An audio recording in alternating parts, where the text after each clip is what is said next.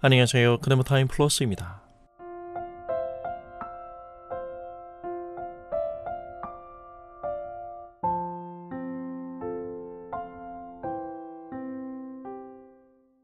우리가 주님의 성품을 닮아간다는 건 단순한 도덕과 윤리적 당위성의 문제가 아닙니다.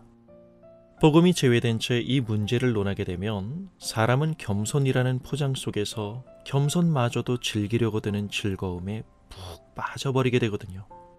이런 내가 이렇게까지 하다니. 그렇게 다가오는 속셈을 못 읽어내실 주님이 아니시죠? 여전히 자신을 특별화시키기를 좋아하는 인간의 본성입니다. 주님의 성품을 닮아간다는 건 새로운 피조물로서의 내 인생을 하나님의 뜻과 계획 속에서 이해하는 것을 말합니다. 다시 말하면 예수님을 닮는다는 진실에 훨씬 더 다가서는 것이죠. 하나님께서 우리로 하여금 그분의 자녀로 서기를 원하시는 수준과 실력은 인격과 성품의 문제이지 신앙의 힘으로 휘두를 수 있는 세상적인 힘을 갖는 데 있지 않습니다. 1등만이 살아남고 성공하는 소수만이 주목받는 세상에서 어쩌면 기독교 신앙도 늘 보이는 것에만 의존하는 문제가 돼버린 것 같은 오늘의 현실에서 이 유혹은 여간 뿌리치기 힘든 일이 아닐 것입니다. 사람은 한계적인 존재입니다. 그래서 그 결핍을 채우고자 하는 욕망을 갖게 되죠. 그러기에 시 공간 속에서 보여지고 만져지는 조건화된 환경을 현실의 전부로 인식하는 데 익숙하고 빠른 인간에게 어쩌면 하나님의 약속은 요원하고 그리스도의 성품은 너무 이상과도 같아 보일지도 모릅니다. 그래서 그런지 많은 신앙인들이 드러나는 기복적인 것에 집착하여 그것의 만족을 하나님의 복이라는 이름으로 갖다 바르며 자신의 허함을 달래고 있습니다. 우리는 여기에 너무 약합니다. 믿습니다 라는 말은 쏟아내지만 이게 생각만큼 쉽지 않은 이유는 사실 우리의 문제는 조그마한 것을 보고 근본적인 것이 흔들리는 데 있거든요.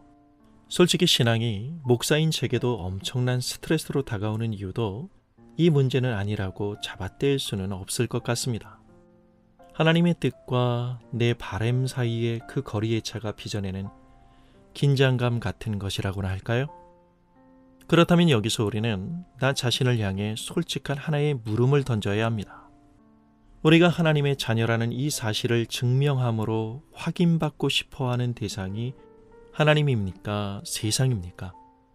세상이라면 신앙은 무엇을 얼마나 내 손 안에 쥐느냐의 싸움이 될 것이고 그 대상이 하나님이라면 나의 인격과 성품을 통해 하나님 그분이 누구신가를 얼마나 반영해 내는가의 싸움이 될 것입니다.